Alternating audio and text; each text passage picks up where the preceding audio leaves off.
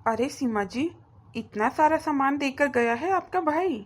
हाँ जी, ये सारा सामान मेरे भैया और भाभी देकर गए हैं। देख लो आप, शादी के इतने सालों बाद भी मेरा भाई त्योहार पर देखो कितना सारा सामान लेकर आता है। और हाँ, आप अपनी बहू के पीहर वालों को ही देख लो। उसकी तो नई नई शादी हुई है और उसके ससुराल वाले तो इतना कुछ लेकर भी नहीं आते। एक मिठाई का डब्बा उठा कर ले आते हैं बस।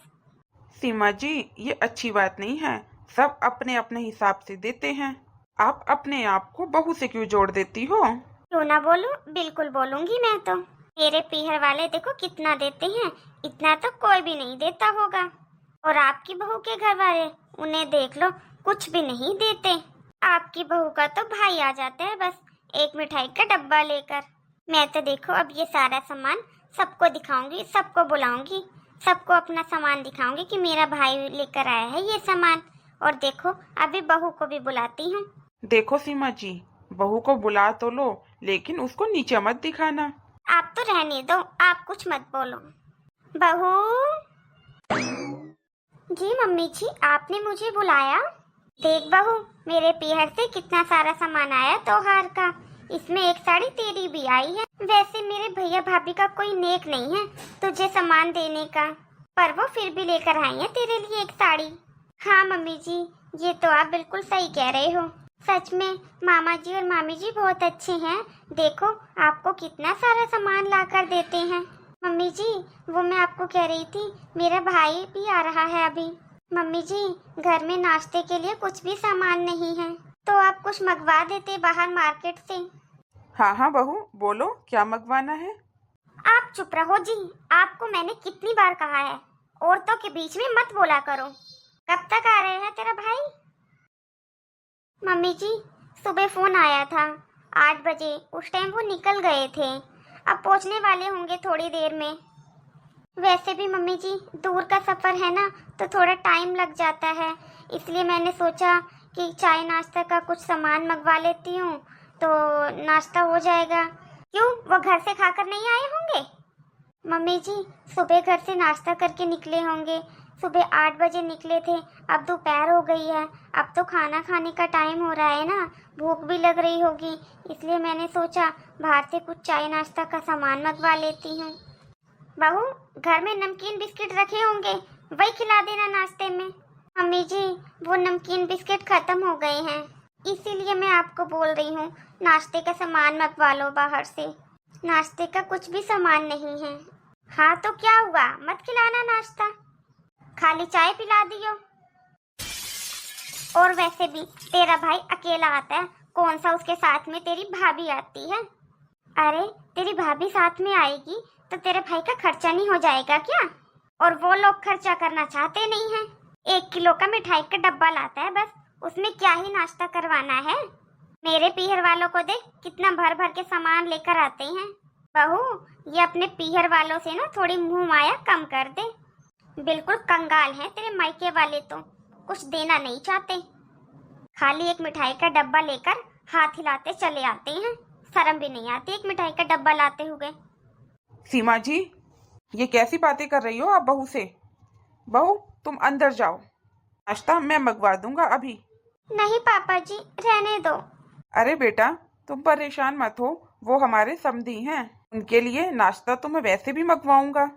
जा बेटा, तू अंदर जा, अंदर जाकर तैयारी कर ले उनके आने की। ठीक है पापा जी। सीमा जी, आपने बहुत गलत किया। आपको बहू को ऐसे नहीं बोलना चाहिए था। मैंने मना किया था ना आपको। आप तो रहने दीजिए, आप तो जब देखो बहू का पक्ष लेते रहते हो। आपको मैंने 1000 बार कहा है, हम औरतों के बीच में मत बोला करो, अच्छा नहीं लगता ऐसे। उम्र हो गई है अब आपकी, शोभा देता है आपको औरतों के बीच में ऐसे बोलना? अरे, जब औरतें गलत बोलेंगी तो आदमी को तो बीच में आना ही पड़ेगा।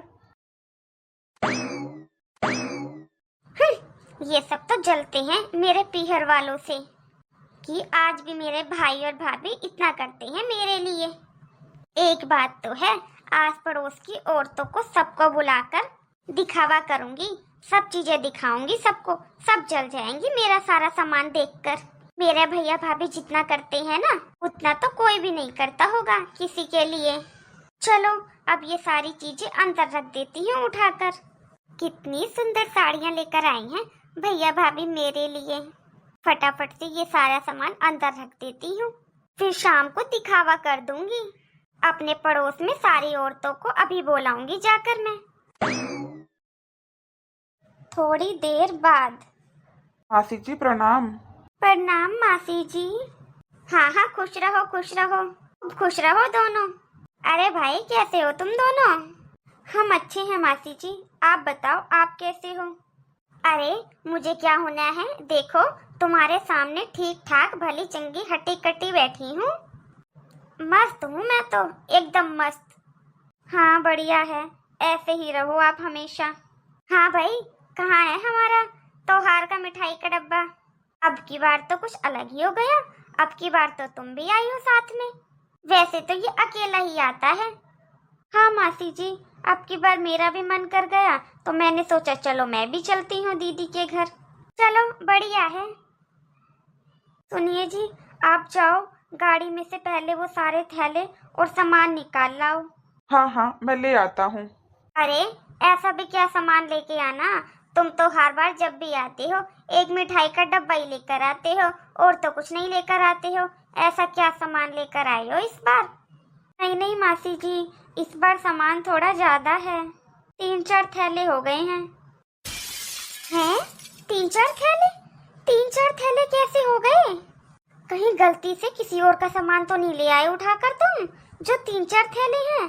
अरे मुझे तो यकीन ही नहीं हो रहा, तुम तो हमेशा एक मिठाई का डब्बा लेकर आते हो, अब की बार 3-4 थैले? ऐसा क्या सामान लेकर आ गए?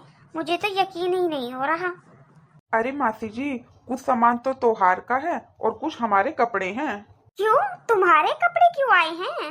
अरे मासी जी, हमने सुना है आप हमें बहुत दिनों से बहुत याद कर रही हो, खास तौर पर मुझे, तो मैंने सोचा अब की बार त्योहार हम आपके घर पर ही मनाएंगे, 4-5 दिन आराम से रुक कर जाएंगे।